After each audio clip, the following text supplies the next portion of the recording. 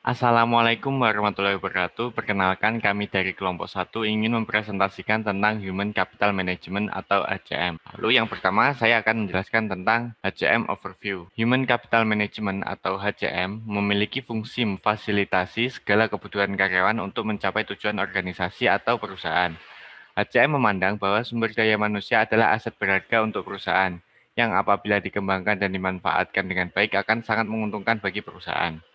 HCM fokus pada strategi pengembangan SDM untuk menciptakan value yang dipakai untuk mencapai strategi bisnis yang efektif dan efisien. The Organizational Plan.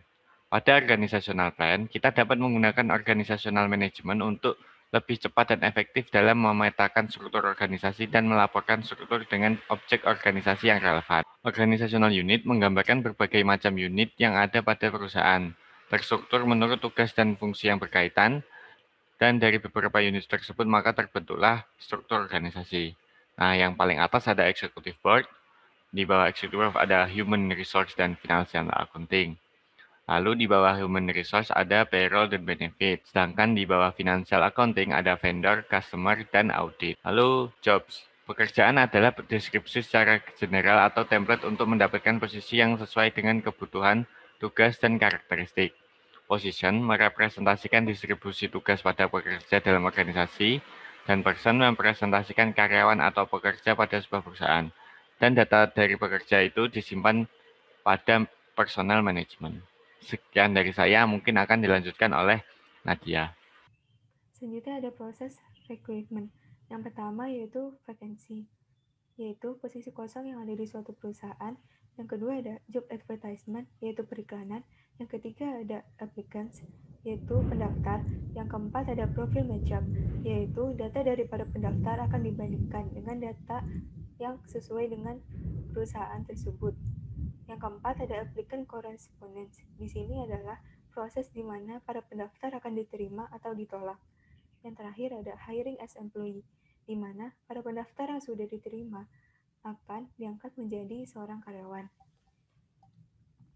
Selanjutnya, ada personal management. Di sini merupakan gambar dari info type atau record. Yang pertama ada organizational assignment, yaitu tugas yang diberikan kepada karyawan. Yang kedua ada ID dari karyawan. Yang ketiga ada basic pay, yaitu gaji pokok karyawan. Yang keempat ada plan working time, yaitu perencanaan waktu kerja karyawan. Yang keempat ada address, yaitu alamat dari karyawan. Yang terakhir adalah personal data, yaitu data pribadi dari karyawan. Sekian dari saya. Baik, selanjutnya ada personal development. Personal development cara singkatnya yaitu bagaimana cara perusahaan membandingkan apa yang dibutuhkan dan apa yang dimiliki oleh seorang pelamar. Di sini bisa kita lihat yaitu proses naik jabatan di sebuah perusahaan, yang mana misalkan seseorang telah menempati posisi administrator dan perusahaan membutuhkan seseorang untuk ditempatkan di posisi di atasnya atau posisi selanjutnya. Maka perusahaan akan melakukan profile match up yang mana akan membandingkan profil karyawan apakah sudah sesuai dengan kebutuhan di jenjang berikutnya. Jika belum sesuai, akan ada development plans. Setelah itu target setting dan appraisal atau penilaian. Setelah itu dilakukan, maka akan ada training course yang mana di situ ada pelatihan. Nah, setelah mengikuti pelatihan, maka karyawan tersebut akan mendapatkan sertifikat. Nah, setelah mendapatkan sertifikat, karyawan harus menunggu terlebih dahulu jikalau posisi berikutnya itu masih ditempati seseorang. Nah, kalau posisinya sudah kosong, maka karyawan tersebut bisa mengisi posisi tersebut. Selanjutnya ada training and event management. Ada 4 proses penting di sini, yaitu ada preparation of business event, yang mana di sini adalah data-data yang dibutuhkan dicari, seperti lokasi training akan dilaksanakan. Yang kedua ada business event catalog. Di sini ada penetapan tanggal kapan dilaksanakannya training atau acara tersebut. Yang ketiga ada day-to-day activities. Bisa kita lihat book, pre-book, replace, rebook, cancel. Di mana book itu seperti on the spot. Seperti pendaftaran, daftar pendaftaran training ini. Pre-book itu sebelum event. Kalau replace itu pergantian orang. Jikalau orang tersebut berhalangan. Kalau rebook pergantian jadwal, kalau cancel pembatalan. Yang keempat itu recurring task, yang mana proses berulang. Ini proses dari awal sampai akhir, sampai terjadinya penilaian atau evaluasi pada acara tersebut. Perkenalkan, nama saya Stella Fardania. Di sini saya akan menjelaskan time management dan appraisal. Di time management itu manajemen waktu untuk mendukung proses yang berkaitan dengan perencanaan, pencatatan, dan penilaian waktu kehadiran absensi. Nah, pertama itu ada record. Di record ini, kita karyawan melakukan absensi. Nah, kita itu bisa menggunakan aplikasi yang sudah disediakan, yaitu MySAP, ERP Course Application Timesheet, atau CATS, gitu. Lalu menggunakan aplikasi Employee Self-Service atau ESS. Lalu kita selain menggunakan aplikasi bisa menggunakan dengan online oleh administrator, lalu menggunakan sistem pencatatan waktu front-end. Atau di time recording kita tuh bisa tapping atau menggunakan fingerprint.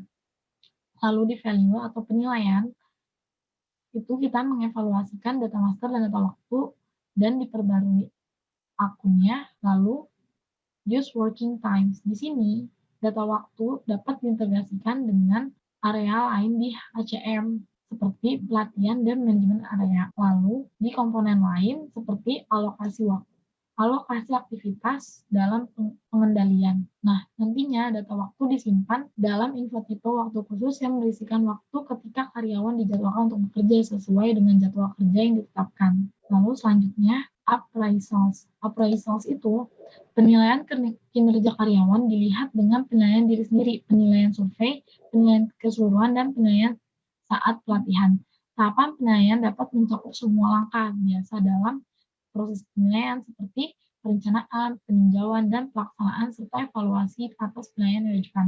Di dalam dokumen penilaian dapat menemukan informasi baik secara manual atau melalui integritas dengan komponen MySAP, yaitu MySAP, ERP, HCM, Personal Development, yang mana untuk mengirimkan profil persyaratan dari posisi atau kualifikasi dari katalog kualifikasi. Lalu integrasi dengan SAP, strategi enterprise management itu untuk menampilkan tujuan yang berasal dari tujuan perusahaan tingkat yang lebih tinggi dengan kartu skor berimbang. Lalu setelah proses penilaian selesai, kita menggunakan proses tindak lanjut otomatis. Lalu manajemen kompensasi. Di sini, jadi kita melakukannya secara otomatis mengadopsi penyesuaian kompensasi default. Selanjutnya, saya akan menjelaskan tentang payroll. Payroll secara umum adalah perhitungan penggajian yang dilakukan untuk pegawai. Perkenalan dulu. Iya. Oke. Perkenalkan, nama saya Wardah Marwah Hanifah. Di sini saya akan menjelaskan mengenai payroll. Payroll secara umum berarti penggajian. Perkenalkan, nama saya Wardah Marwah Hanifah. Di sini saya akan menjelaskan mengenai payroll. Payroll secara umum adalah penghitungan penggajian untuk pegawai. Lebih khususnya lagi, pada payroll membahas proses tentang pembuatan hasil penggajian, laporan gaji, transfer bank, dan pembayaran dengan cek. Proses tersebut mencangkup sejumlah aktivitas lanjutan seperti mentransfer hasil ke MySAP, ERP finansial. Remunerasi karyawan dihitung dalam dua langkah utama, yaitu mengelompokkan elemen-elemen remunerasi, yaitu penggajian brutto. Selanjutnya adalah pemotongan legal dan sukarela, yaitu gaji bersih khusus negara. Remunerasi karyawan terdiri dari semua pembayaran dan pemotongan yang ditentukan untuk karyawan tersebut selama satu periode penggajian. Personal cost planning. Perencanaan dari simulasi biaya personil dapat diambil dari basis data yang sangat luas dan dapat diintegrasikan dengan aplikasi lain. Perencanaan biaya personil mendukung proses bisnis yang melampaui batas, departemen, dan aplikasi. Informasi tentang pembayaran dapat diperoleh dari berbagai sumber untuk membuat rencana biaya pegawai. Setelah proses perencanaan dijalankan, manajer dapat membuat penyesuaian tambahan pada rencana. Mereka dapat membuat penyesuaian dengan menggunakan front-end basis web sebagai antarmuka pengguna yang sederhana untuk perencanaan. Personal cost planning ada 3, yaitu membuat anggaran pelatihan untuk training dan event management. Yang kedua, mentransfer data ke controlling. Yang ketiga, mengekstrak proyeksi biaya untuk analisis lebih lanjut di gudang informasi bisnis. Planning proses ada 5, yaitu pertama, persiapan perencanaan. Yang kedua, mengumpulkan data. Yang ketiga, menjalankan perencanaan biaya. Yang keempat, perencanaan terperinci. Selanjutnya adalah integrasi dalam proses selanjutnya. pembagian tugas pada kelompok 1 yaitu pertama Bima Setia Perkasa yang menyampaikan tentang HCM overview dan organizational plan. Yang kedua ada Nadia Korea Audrina yang menyampaikan tentang recruitment dan personal management. Yang ketiga ada Rafif Adila Kanaspi yang menyampaikan tentang personal development dan training and event management. Yang keempat ada Siti Alifah Hartaniah yang menyampaikan tentang time management dan appraisals. Yang kelima ada saya sendiri yaitu ada Marwah Hanifah yang menyampaikan tentang payroll dan personal cost planning. Yang keenam ada Muhammad Ihsan Izulhaq yang sudah tidak mengikuti rekrutasi study group aku. Sekian dari kelompok 1. Kurang lebihnya mohon maaf. Wassalamualaikum warahmatullahi wabarakatuh.